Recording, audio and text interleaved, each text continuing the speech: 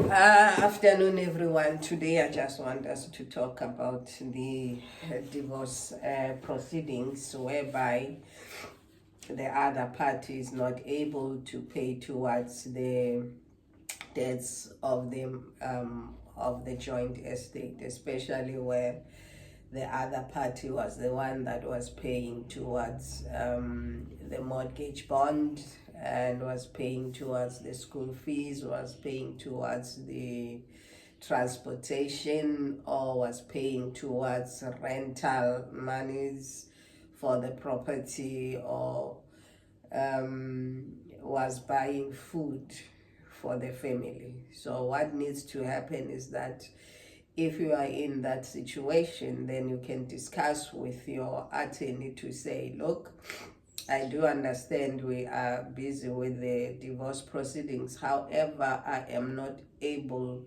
to maintain the marital home based on the fact that the other spouse was the one that was paying towards all the marital home debts. So you would want your attorney to bring an application.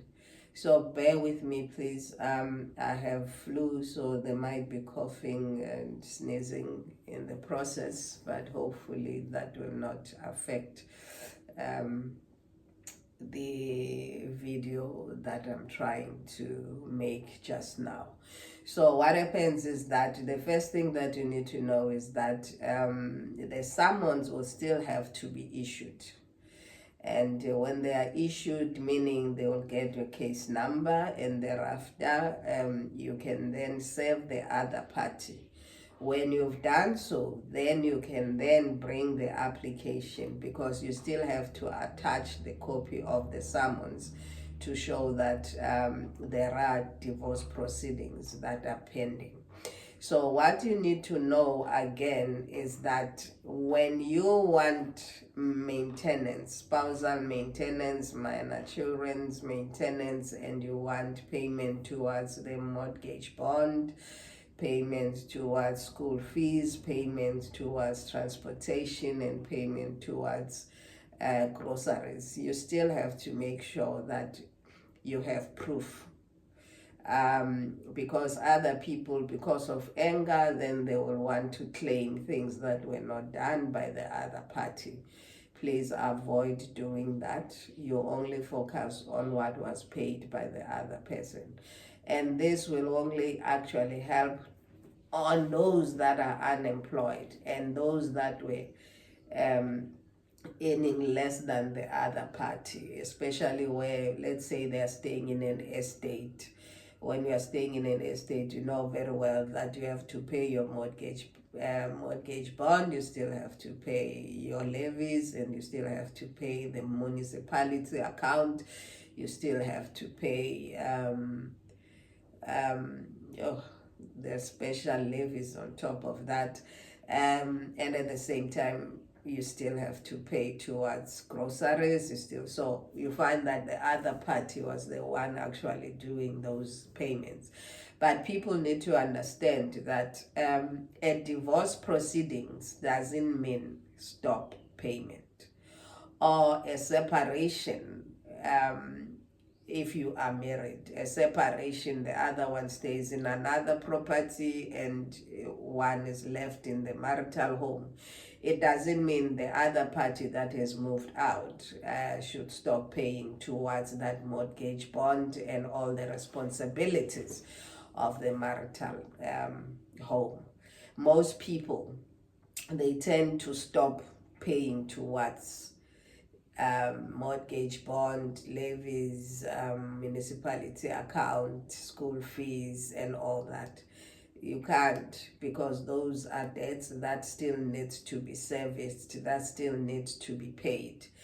And I don't know why people think when they are separated with the other party, they have a right to stop payments of debts that were created by them during the course of the marriage. So it is advisable that that any party who is responsible towards payment of the marital, the debts, payment of debts in the marital home should continue until when the divorce decree has been granted with a settlement agreement, which will, the settlement agreement, it will then deal with how the joint estate is going to be dealt with, and at the same time it's going to deal with the maintenance of the minor children, and at the same time it's going to deal with the spousal maintenance if there is any, and it's still going to deal with the debts, and it's still going to deal with the assets that they have, movable and immovable. So that you can only stop when the divorce order does not order you to pay towards those. But it happens sometimes, and it happens during agreement, that the other party would still pay even when they are divorced towards the marital home. Most people say that is done merely for the minor children, or when a party is feeling guilty of their conduct by moving out and cheating on the other party.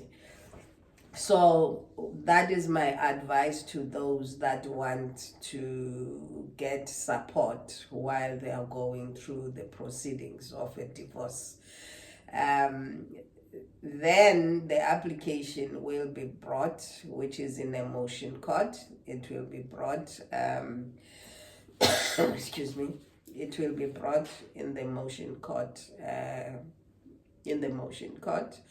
and the judge or the magistrate, it depends which court you've decided. You can bring the application in the High Court, you can bring the application in the magistrate's court, in the regional court. So you've got a choice which one you want to use, and at the same time most people would prefer the High Court because they say it's quicker.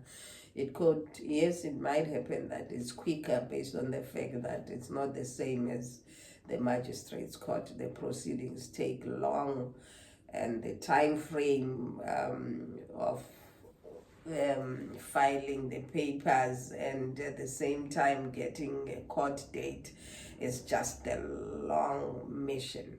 However, it's something that you would decide what you want to do. I hope for those that are going through divorce proceedings, please note that you have a remedy whereby the other party doesn't contribute towards paying what they used to do while they were still together with the other party. And I think the very same thing will apply to those that are married in customary marriage, because customary marriage, it is one of the marriages that is recognized in our country. As long you've done the lobola issue, there were, you have to prove that you are married. Some you'll be lucky that your marriage is registered, then that does not create any issues. But most people need to know that please register your customary marriage while things are still nice between the parties. I hope this video clip will help those that are stranded because of the separation and the divorce proceedings, which are taking longer than expected. Have a lovely day. Love you. Mwah.